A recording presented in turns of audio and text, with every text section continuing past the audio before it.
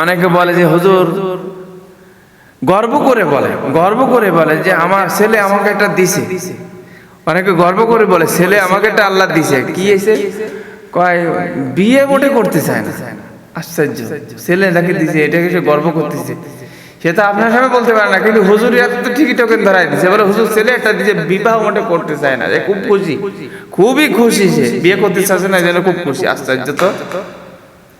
শুনে নেন, মেয়ের ছেলের বাবারা যারা আছেন, যতদিন পর্যন্ত বিবাহ দেবেন না, ততদিন পর্যন্ত যদি কোনো অনৈতিক, কোনো অশ্লীল, জিনা, ব্যভিচার লিপ্ত হয়, কোনো এই ব্যভিচার জনিত কোনো কাজ, কথা, কাম করে, কোনো অশ্লীলতার সাথে জড়িত হয়, সম্পূর্ণ পাপের একটা মানে অর্ধেক পরিমাণের পার্সেন্টেজ আপনার আমলনামায় যাবে। মানে সে করে যে পরিমাণে পাপ হবে, সেই ডাবল পরিমাণে আপনার আমলনামায় আল্লাহ তাআলা দিয়ে দেবে।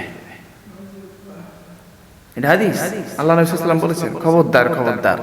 এই জন্য আমার অনেক মানে আছে যে আমার এই কথা শুনে আমার পরামর্শ নিয়ে ছেলে বিবাহ দিয়েছে, এবং তাদেরও বাচ্চা কাচ্চা হয়ে গেছে।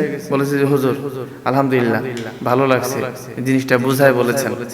এই জন্য মুরব্বী বাবাদেরকে আমি অনুরোধ করে বলবো যে আপনারা ছেলে, মেয়ে, যুবক, যুবতী যাদের আছে, আপনারা বিবাহ দেন। আর বিশেষ করে ছেলের বাবা যারা আছেন, মনে মনে একটা ইচ্ছা করেন, ইরাদা করেন যে কোনোদিন যৌতুক নামক ওই ডাস্টবিন, ডিসগাস্টিং পায়খানা আমি ছেলের বাবা হিসেবে খাবো না এবং খাবো না। যুবক ভাইরাও মনে মনে ইয়ে করে বলেন, বিবাহকে সহজ করেন। বিবাহ যত কঠিন করবেন, জিনার কাজ তত সহজ হয়ে যাবে। আর বিবাহকে সহজ করে দেবেন, জিনার কাজ কঠিন হয়ে যাবে। আশ্চর্য, 5,03,203 টাকা দেয় না, 1 টাকাও।